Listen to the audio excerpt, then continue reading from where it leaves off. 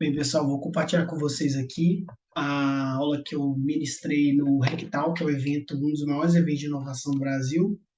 E esse conteúdo vai estar gravado na comunidade para quem quiser acessar. O foco vai ser principalmente o biohack aplicado à questão alimentar. Então, sem delongas, coloquei já para gravar um conteúdo recente. Vamos lá. Bem, primeiro é importante dizer que, gente, biohack não é brincadeira. Pode ser potencialmente muito perigoso, tá? E individualmente nós temos que respeitar as pessoas, ou seja, cada pessoa tem sua individualidade biológica, portanto, não é brincadeira e não pode ser divulgado como a maioria das pessoas vem divulgando, de uma forma que, na minha visão, um pouco até covarde, porque o biohack não é brincadeira e é sim perigoso. Bem, um conceito que eu gosto de usar é um conceito que eu aprendi durante os anos, que é você usar ciência e tecnologia, autoexperimentação para hackear e otimizar sua própria biologia, mente e vida, tá? O termo hackear, ele vem de você entender profundamente algo, tá? Então, a ideia de biohackear é você entender perfeitamente ou profundamente a sua biologia. O que também é algo muito semelhante a alguns processos de autoconhecimento, né? E aí cada pessoa vai descobrir suas respostas.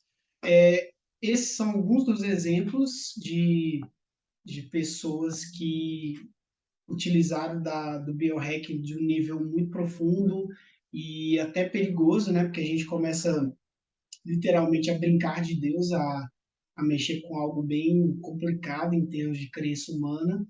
Mas aí eu trouxe alguns exemplos para vocês verem. Esse biohack aqui, que é o David Icke, ele testou a terapia genética usada nos super ratos e em si mesmo, ou seja, ele atrasou o envelhecimento de cachorros, de ratos, por meio de técnicas genéticas, principalmente a terapia genética. A gente tem um outro exemplo também, que é o geneticista chinês, né, o He Jiankui, que editou os genes do bebê e foi condenado a 3 anos de prisão, né? Você vê que, para quem é dessa época, né, o Clone, na novela Clone, brincava sobre a ideia de clonar e hoje a gente vive essa realidade que, na minha visão, deve ser até pior do que a gente vê nas divulgações, mas é algo que a gente precisa hum, que a gente precisa discutir e falar para ser bem prático. Eu sempre gosto de trazer essa questão do corpo humano, né? Na minha visão, nós somos sim informações genéticas, informações da nossa epigenética, né? Que é como os seus genes interagem com o ambiente, né? Se você tem uma tendência a ser diabético e tem hábitos, comportamentos prejudiciais para diabetes, isso pode te provocar essa aceleração desse processo. A gente tem interações, a gente tem linguagens, a gente tem mensagem bioquímica, neurotransmissores, a gente tem também atividade elétrica, a gente tem também a própria questão comportamental, que é muito importante. Então, de certa forma, a gente está muito atrelado. A gente é sim um conjunto de informações. Eu gosto bastante de fazer o seguinte a seguinte associação que é de diz respeito diz respeito a questão da sua linha do tempo, né? Você tem sim uma linha do tempo. Muitas pessoas acham que não, mas a gente tem sim uma linha do tempo. E essa linha do tempo, ela é ela se baseia em todos os dados que você viveu da sua vida, de todas as situações, de todos os marcos da sua vida. E nós, sim, temos uma linha do tempo, uma linha de vida, linha de acontecimentos que realmente muda totalmente o aspecto onde a gente lida na nossa vida. eu mesmo sempre gosto de trazer essa visão, porque para mim o biohack nada mais é do que uma linha de dados da sua vida, no qual biologicamente você vai tendo interação com os ambientes, com os acontecimentos, com as pessoas, e aquilo vai marcando a sua linha de vida, suas crenças, suas tomadas de decisão, seus trabalhos, isso tudo está muito fundido para mim, é como se fosse uma simbiose de tudo que você vive na sua vida. E aquilo vai deixando um rastro de dados, de crenças, de acontecimentos. Claro que a gente não pode deixar de esquecer também que a gente vive na lei da selva, né? A gente viveu na lei da selva durante muito tempo. A gente só conseguiu sair da lei da selva a partir do momento que o ser humano começou a usar a inteligência para sobreviver, né? Então, mas o nosso cérebro, ele foi moldado por muito tempo pela lei da selva. Então, até hoje a gente tem reflexo disso. A questão do estresse, a questão da competição, a questão de sobrevivência. Algumas das situações que a gente vive têm muita relação com a lei da selva, porque de fato o nosso cérebro ele tem sim uma programação muito diferenciada quando a gente lida com estresse. Quando a gente fala do conceito mais propriamente do biohacking, eu gosto sempre de trazer essa foto, que recentemente eu velejei ano passado, e velejar me fez abrir muito a mente em vários aspectos da vida, porque eu percebi que a gente realmente não tem controle e a gente está muito associado à questão da terra, à questão de ter um local. E eu comecei a entender, inclusive, a dificuldade que os nossos ancestrais tinham e a coragem que eles tinham que ter para se deslocar de um lugar para outro, principalmente via mar, é, porque é impressionante, gente. Eu pude ter vários insights, várias informações interessantes do processo, porque o biohack ele pode sim ser comparado à cibernética, que a cibernética do grego é a Kybernetic, que é a arte da navegação. E queira ou não, nós navegamos no nosso corpo, dentro do nosso corpo, né? A gente é internamente água e órgãos e corpo, sistemas integrados. E fora a gente tem um ambiente, a gente interage, o corpo humano, ele é muito, o nosso corpo tem muita bactéria, o nosso corpo tem mais bactérias que células. E não pude perceber isso. O ser humano, ele só se sente bem quando ele está numa relação equilibrada de bactérias, vírus e micro-organismos que vivem no intestino, nas mucosas, na pele, que é um órgão do corpo, nas genitais, nas axilas. Então, o nosso corpo, ele é um sistema de controle automático que interage o sistema cardiovascular com o sistema pulmonar, com o sistema reprodutor, com o sistema digestivo. Então, é uma conexão muito perfeita, é algo muito conectado, que é, sim, comparado à cibernética. E os organismos biológicos, eles apresentam mecanismos de autorregulação através dos quais o organismo luta pelo equilíbrio. Então, o tempo todo a gente está em homeostase. E aí vocês podem ver esse meu rosto aí, quando eu estava lá no velejando, eu estava passando muito mal, porque meu corpo não estava acostumado com aquele nível de estresse. Então, meu corpo estava procurando a homeostase, o equilíbrio.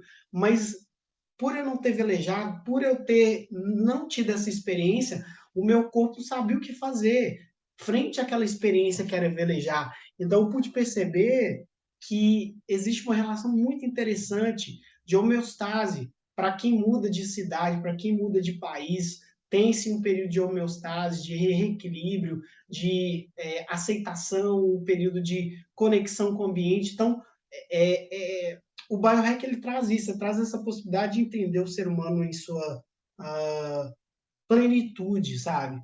Os sistemas, só para vocês terem uma ideia, os sistemas dos órgãos humanos, eles envolvem muitos feedbacks negativos e positivos. O tempo todo a gente está nesse processo de feedback negativo e positivo de regulação. Então, o equilíbrio ideal de muitos hormônios, neurotransmissores, eles são construídos, eles são a partir da interação do ambiente que a gente está, a gente busca esse equilíbrio ideal. E é individual, ao mesmo tempo que é coletivo, é individual, porque o ser humano ele é individual, mas a consciência é coletiva. Então, assim, por que eu falo desde 2017 de biohacking e tem comunidade, tem conteúdo? Porque o conceito de se falar do corpo humano, ele se associa muito ao Homebrew Club. O Homebrew Club, para quem não sabe, foi um clube de programação da década de 70 e 80, onde as pessoas se uniam para falar e estudar sobre computadores, que era uma nova tecnologia. E hoje o que a gente vê é um estudo muito maior do corpo humano, utilizando-se de tecnologia. Hoje a gente tem como medir marcador de saúde, a gente tem como medir parâmetros de saúde, a gente consegue monitorar o corpo humano de uma forma que nenhum ser humano teve. E a gente vê que algumas empresas que surgiram no Homebrew Club, hoje a gente pode ter como exemplo a Apple, que nasceu lá em 1976 e tinha como foco com os computadores, e hoje a Apple passa a ser uma das grandes referências nessa parte da saúde, junto com a Amazon. Por quê? Porque se percebeu até pós-pandemia, não sei quando você está vendo esse vídeo, mas recentemente a gente passou por uma pandemia mundial, onde todo mundo ficou numa situação de sobrevivência. E aí a gente passou a ver que a saúde é sim o nosso bem maior. Eu gosto de fazer essas interações e essas associações, né? O computador ele tem um código de programação, nós também temos o nosso código, né, de genético, né? Hum, os nossos genes, né? O ser humano tem o seu gene muito semelhante ao macaco bonoto, né? Acho que cerca de 90%, então a diferença é muito pequena. Então a gente vê que a gente tem sim na nossa programação várias questões que a gente pode fazer uma associação com os computadores. E eu adoro essa representação aqui, que ela mostra como que a gente tem sim um sistema muito interessante de entrada e saída para a gente compreender os conceitos de entrada e saída. A gente tem sim, né? A gente se alimenta, a gente toma água, a gente respira oxigênio, né?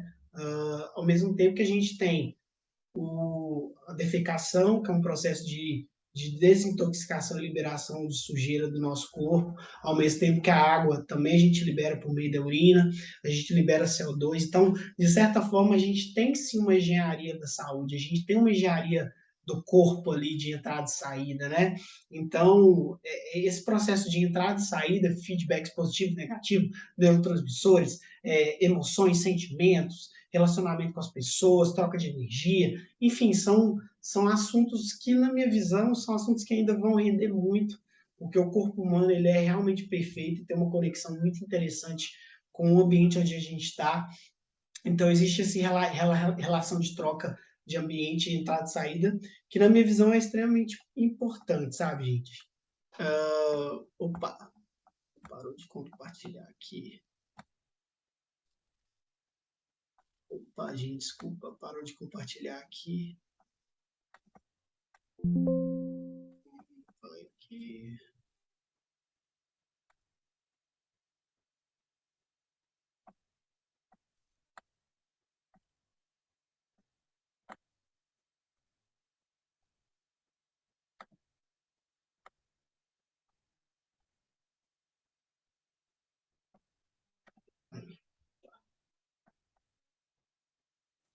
Que a gente apresenta o conteúdo e ao mesmo tempo faz a gestão do host, né? Então, pessoal, e aí outro conteúdo bem interessante que eu gosto de mostrar também é a questão de como que a evolução humana esteve associado com a questão de megabytes, né? Vamos dizer assim.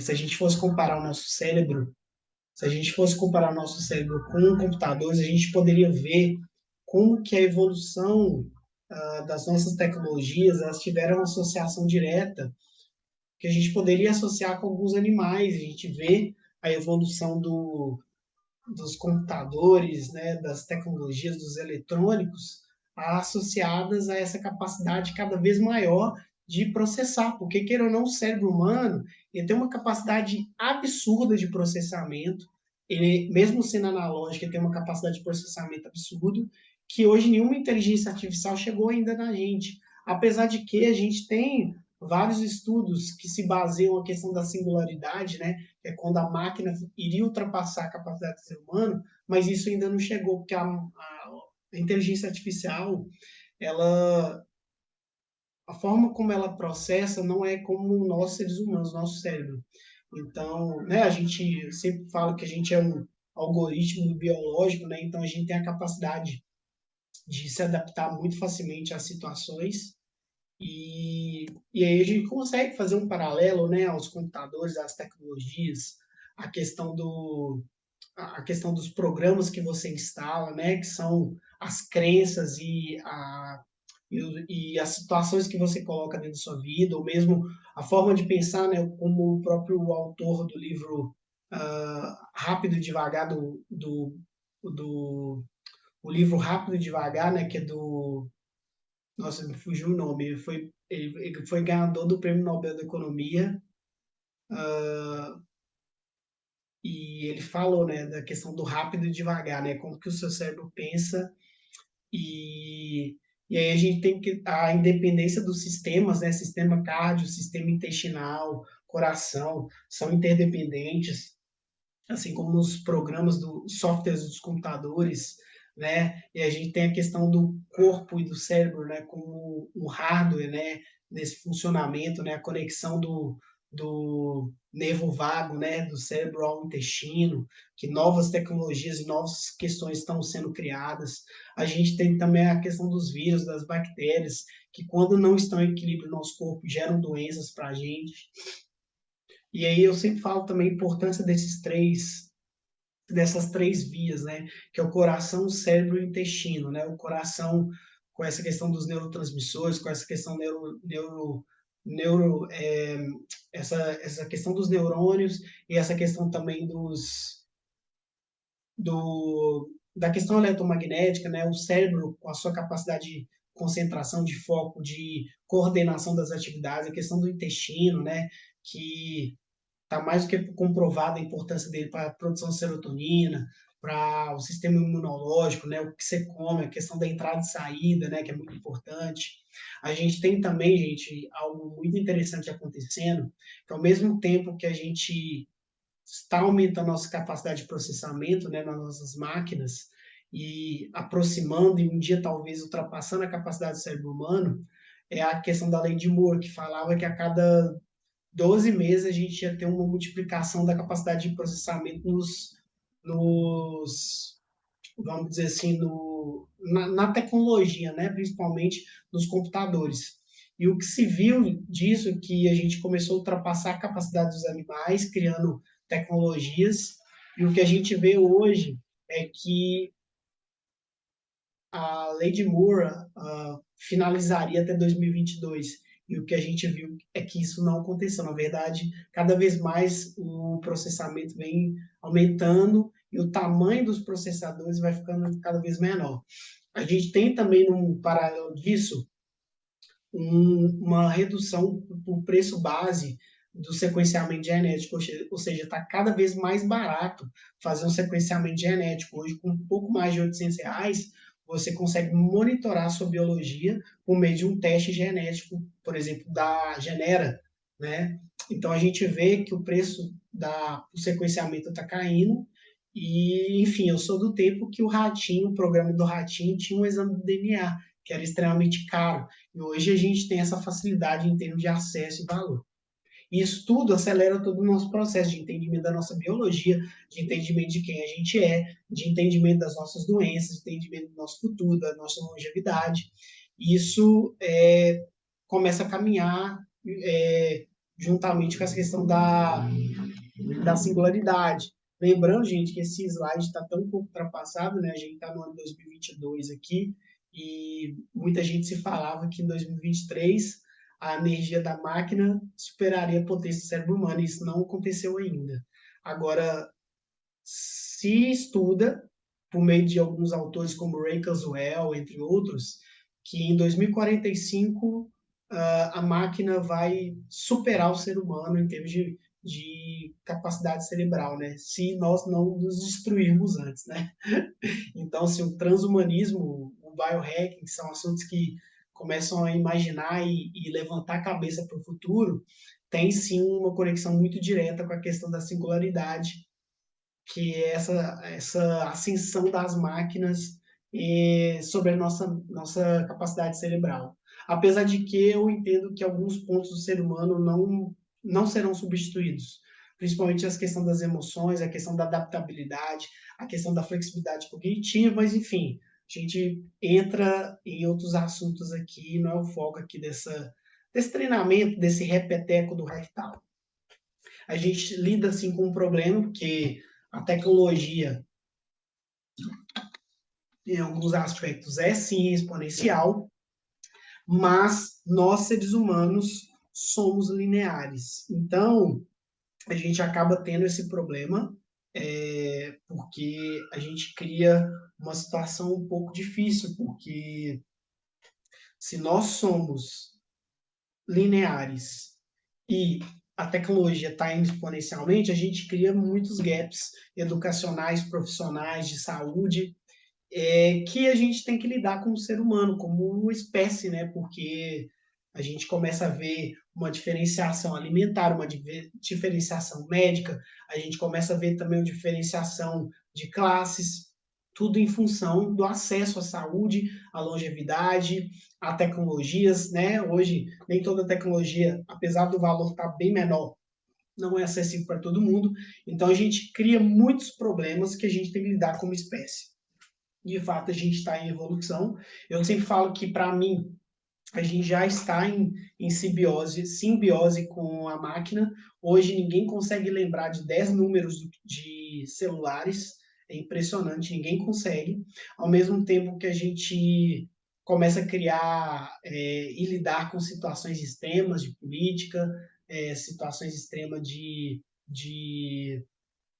doenças, né, como foi o Covid, porque a nossa sociedade ela começa a crescer de um tamanho que a gente não consegue conduzir. Claramente as big techs, né, Google, Apple, Amazon, já viram esse potencial da saúde, o potencial e a importância dos dados, né, para entender e sequenciar totalmente a biologia do ser humano, né, para que a gente possa viver mais e melhor. E hoje a gente tem muita tecnologia para poder monitorar todos os seus exames, sua evolução, o que comer, como, ou qual atividade fazer, só que são dados que nem todos têm acesso ainda. E aí que entra a questão do biohack, que é democratizar isso, mostrar que todo mundo pode ter uma melhora na saúde, entendendo a sua própria biologia e melhorando a sua rotina, os seus rituais. Volto sempre nessa questão do sistema, né, de entrada e saída. É muito mais do que só alimento, oxigênio e comida. A gente tem uma relação muito mais complexa de troca com o ambiente, assim, que a gente poderia colocar questões de energia eletromagnética, vibração, a gente poderia colocar também a questão das emoções que a gente troca, dos acontecimentos que a gente vive, das viagens que a gente faz. Então, assim, é um assunto que eu poderia ficar só nesse slide durante muito tempo falando sobre ele. Mas como o foco principal desse repeteco é falar sobre a comida, então eu vou começar a entrar mais forte na questão da comida. É fato, gente, que a comida, ela une as pessoas. É sim uma fonte de prazer, é a base que faz florescer em outros aspectos da nossa vida. O alimento, você é o que você come, sim. Lógico que você tem que respeitar algumas questões da sua própria biologia, né? Tem alguns alimentos que talvez você não consiga cortá-los da sua dieta, porque de fato o seu corpo necessita daquilo ali. Eu vivenciei isso na prática, fiquei vegetariano quase 100 dias, sendo deles 30 dias vegano, e eu percebi que depois desse período eu comecei a ter alguns problemas nas minhas hemácias, alguns problemas, tudo monitorado por exames, né? A questão de recapitulação de serotonina também caiu bastante, e eu pude perceber que a minha biologia necessita de carne, mesmo que em menores quantidades, em carnes brancas, mas é necessário. E aí eu comecei a ver que cada corpo tem a sua própria biologia, e a otimização inteligente da nutrição é sim uma prioridade máxima na vida de um biohacker. um biohacker ou um biohacker, ele precisa sim otimizar a sua alimentação, tentar comer melhor ou mesmo balancear as suas estratégicas. Eu sempre falo que cada corpo tem o seu sistema, apesar da gente ter uma anatomia semelhante, né, comum a todos, a gente tem uma individualidade biológica. Então, a partir do que você viveu na sua vida, no ambiente no qual você cresceu, isso te molda frente não só em questões comportamentais, crenças, tomadas de decisão, como também alimento, como questões da epigenética, né? Porque a ingestão de nutrientes está associada à questão da epigenética, que é como os seus genes se expressam, né? Então, por exemplo, se uma pessoa tem uma expressão genética favorável a diabetes e ele tem hábitos alimentares que contribuem para isso, há uma grande chance que ele se torne diabético, por conta dessa linha de dados da vida inteira dele. Então, é importante que a gente entenda que o que é bom para mim pode não ser bom para o outro. E isso eu senti isso na prática, gente. Eu senti isso na pele. E eu pude perceber que o que é bom para você talvez não é bom para o outro.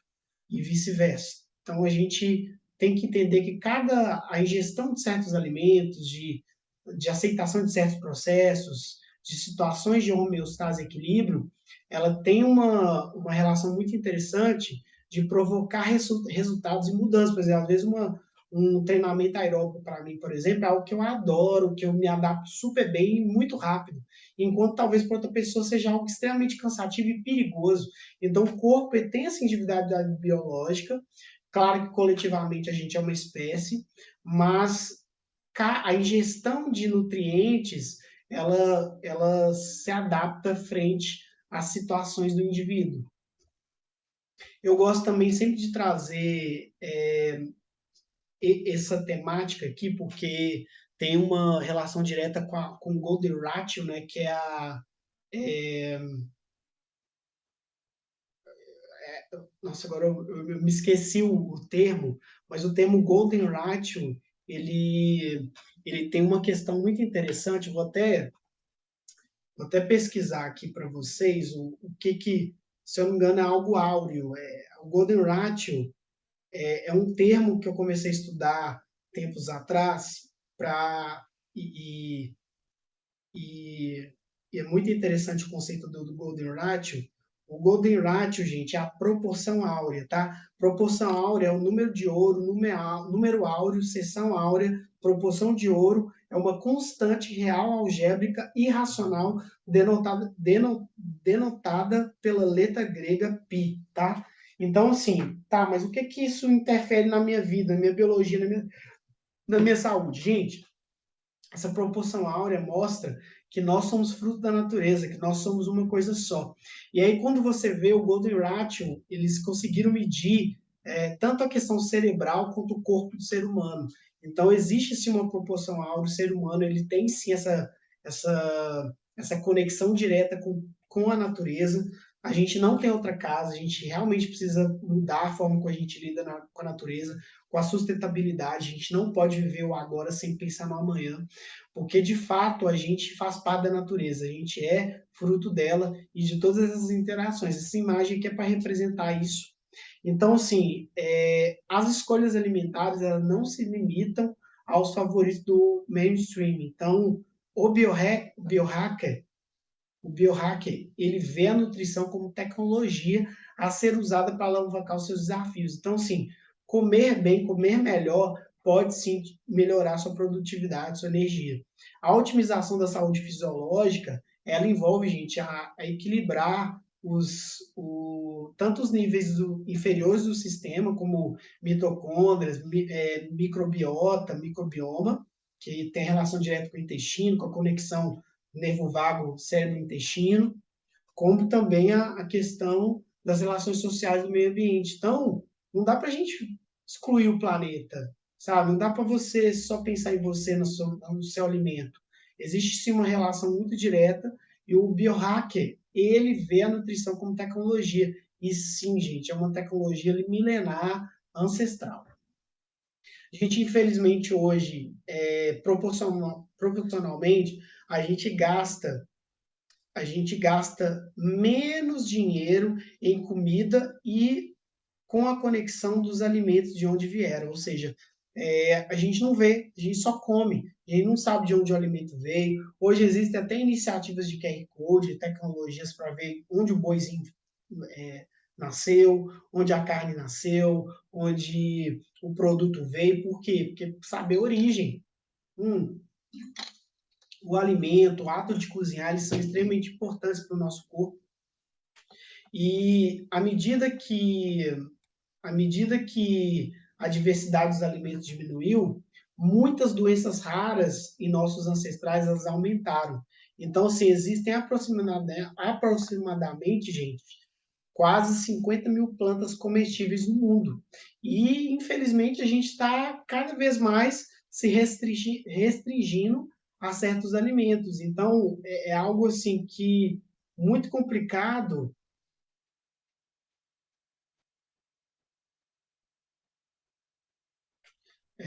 Vai ser algo extremamente complicado para a gente falar sobre isso, sabe?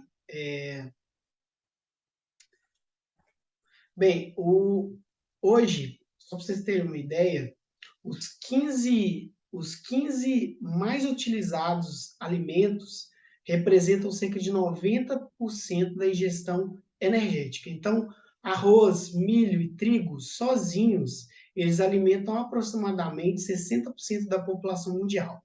Para comparar ao longo da história humana, nossa dieta inclui pelo menos 100 espécies de plantas, dependendo do habitat local. Ou seja, o que está acontecendo? Hoje, arroz, milho e trigo representam 60% da população mundial em termos de alimentação.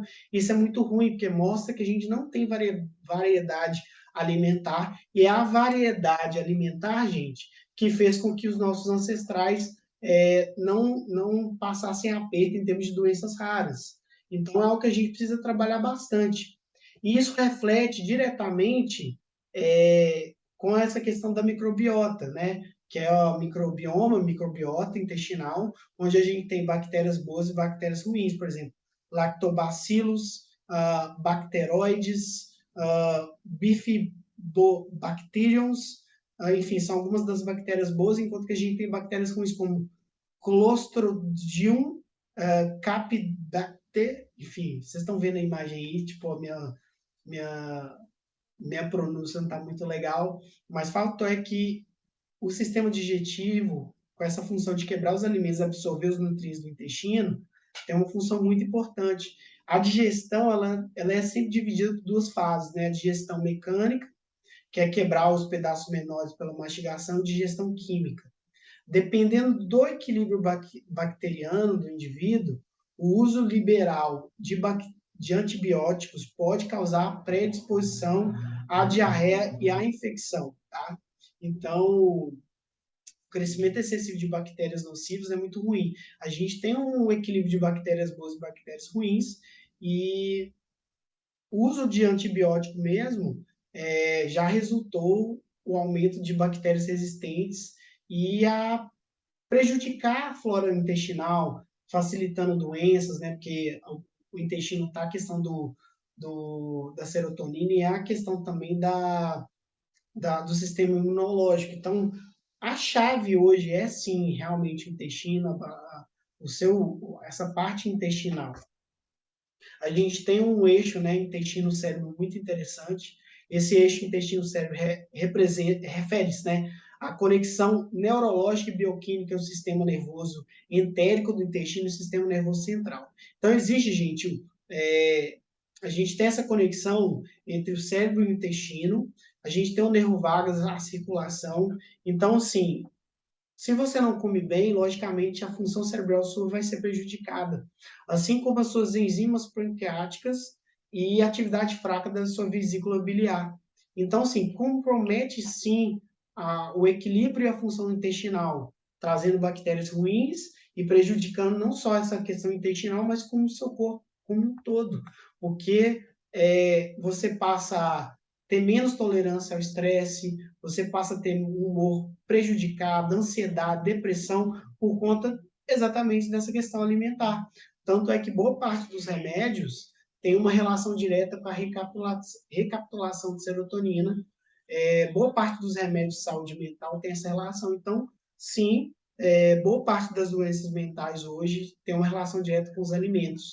E isso é um desafio muito grande. Como alimentar bem as pessoas que possa gerar saúde ao mesmo tempo que a gente possa também produzir alimentos para todo mundo. É um puta desafio, é um baita desafio. A gente tem doenças alimentares, né? A própria doença celíaca, que tem a ver com a vilosidade da mucosa, né? Que ela acaba perdendo a vilosidade da mucosa, né? Então não é brincadeira esse mercado de alimentos saudáveis, esses alimentos restritivos, que a gente começa a ter doenças intestinais, doenças de saúde mental que estão associadas a isso. Hoje, uma alergia alimentar, gente, para quem não entende o conceito, é uma resposta imune adversa a uma determinada proteína do alimento. Então, o sistema imunológico tem uma relação direta com o sistema intestinal, ele trata essa proteína estranha como prejudicial, então causa uma rápida resposta. Então, inclusive, tem exames de ordem de 4, 5, 6 mil reais só para entender no seu corpo quais são os alimentos e as proteínas que você tem alergia. Porque uma alergia é muito prejudicial, não só para a pele, como para o corpo inteiro. As alergias alimentares, elas estão relacionadas à reação de imunoglobulina, tá? Então, por exemplo, a própria doença celíaca ou mesmo a enterocolite são doenças de ordem intestinal, de ordem de alergia alimentar.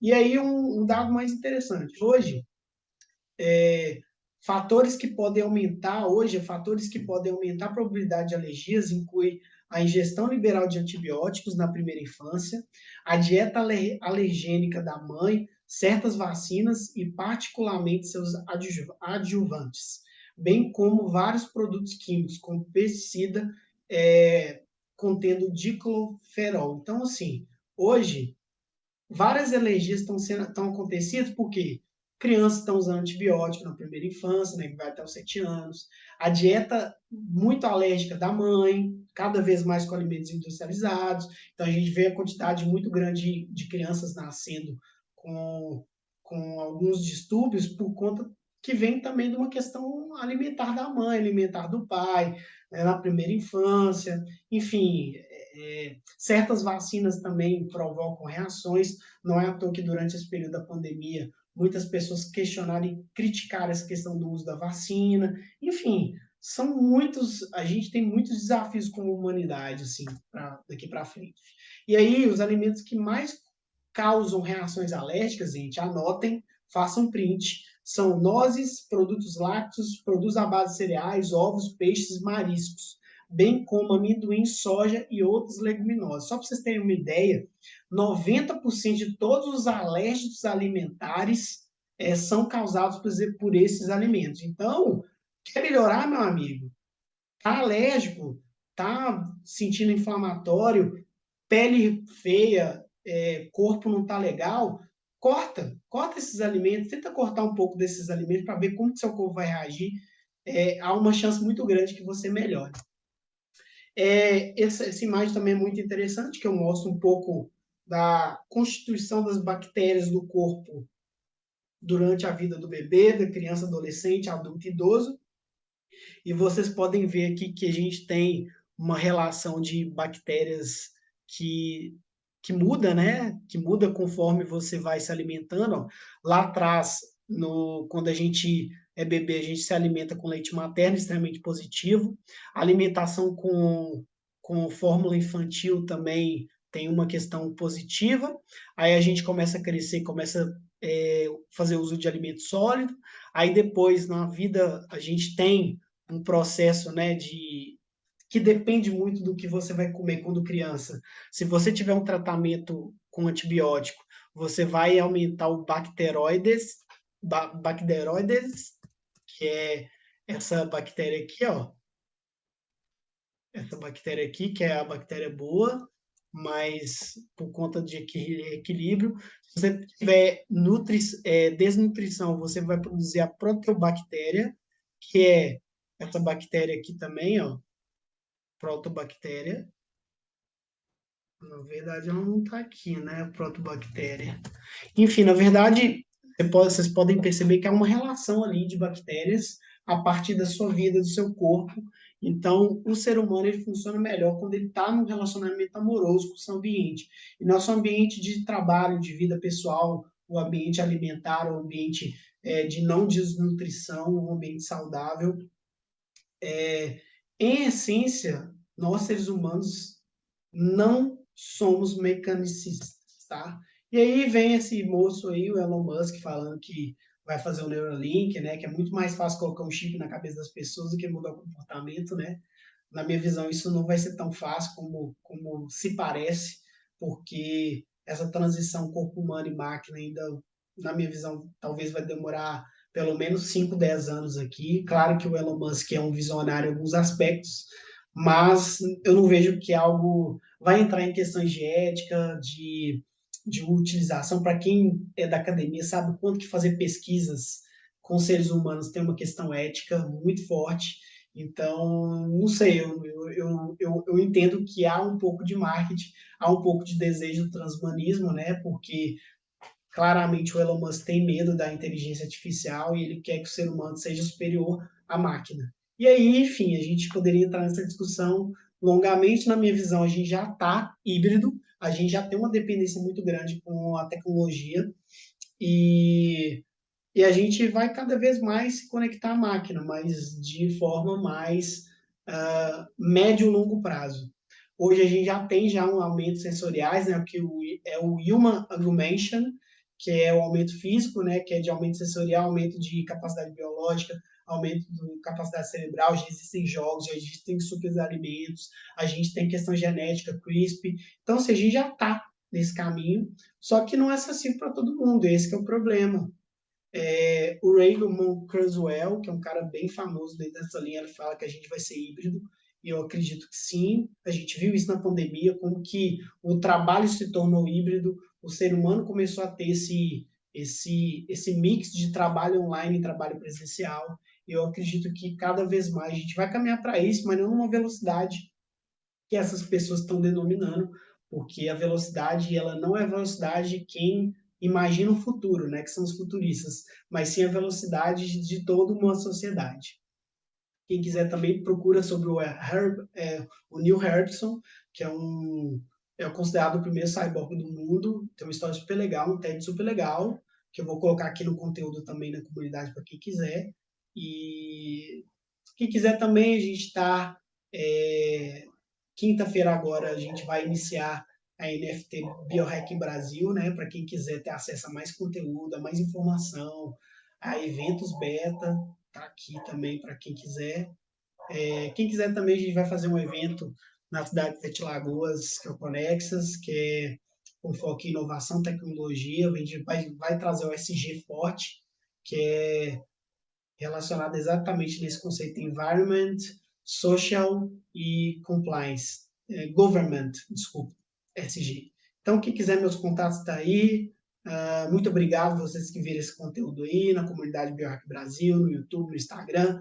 E tamo junto, só começo. Valeu!